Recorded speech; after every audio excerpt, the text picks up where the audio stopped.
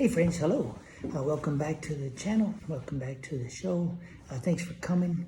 Thanks for your show of support, kindness, your kind sentiments towards Dean and I as we're recovering. We do cover your prayers. Coming to you from a little different setting, a little different context, but I do think I have something that's incredibly valuable to you, some good stuff. So let me talk about it. And it's not something that we normally associate with good stuff. In fact, sometimes it's really feels bad stuff. But it's incredibly liberating and empowering. It's life-changing, in fact. And that isn't an overpromise, under-deliver statement. The good stuff I'm talking about is recognizing and acknowledging when you've done something wrong, when you have a wrong opinion, when you're in the wrong on something. Yep, that's it. Doesn't feel like it. Seems paradoxical. It's incredibly ironic, too, that we feel that way because to err is human, right? Making mistakes is one of humanity's defining characteristics, but there's so much shame invested in it in our culture that it doesn't feel good, and so we lose the real value of it.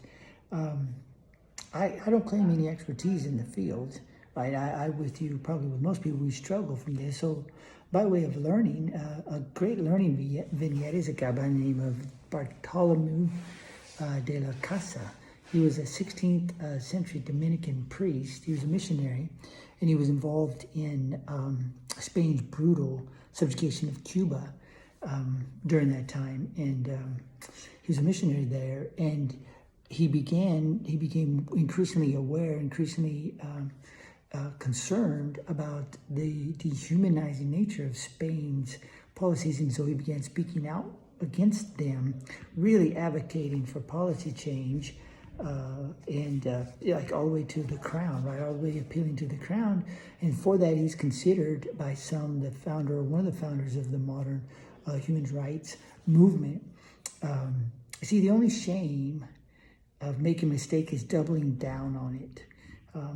Whether it's an error in knowledge or judgment or action or attitude, the only shame stems from continuing to just mislead ourselves about it, right? We celebrate De las Casas because he recognized and acknowledged there was something wrong and did something about it. Conversely, we vilify Spain's leadership during that period because they didn't. See, recognizing and acknowledging our error is awesome. It really is. It nurtures trust rather than erodes it.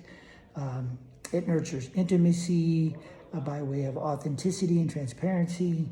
It lowers threat level between people, making conversations and engagement easier and more effective. It's the first step towards learning down the path of growth. It's the first step away from uninformed, misguided, towards more informed.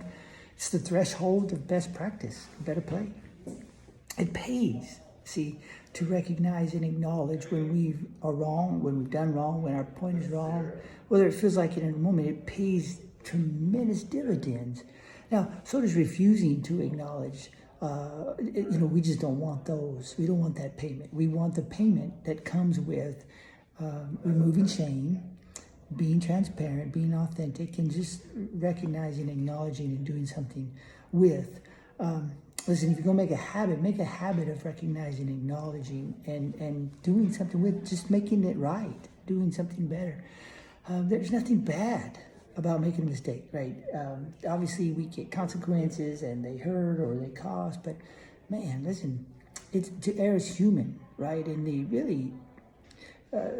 we just have to accept and be tolerant and kind to people, and kind to ourselves, tolerant and kind to ourselves. Let people make mistakes, and let yourself make mistakes, right? Stop feeling bad or useless because you made an error, right? We're going to do that. Everybody's going to do that. Everybody's going to do that. So just cut everybody some slack, including yourself.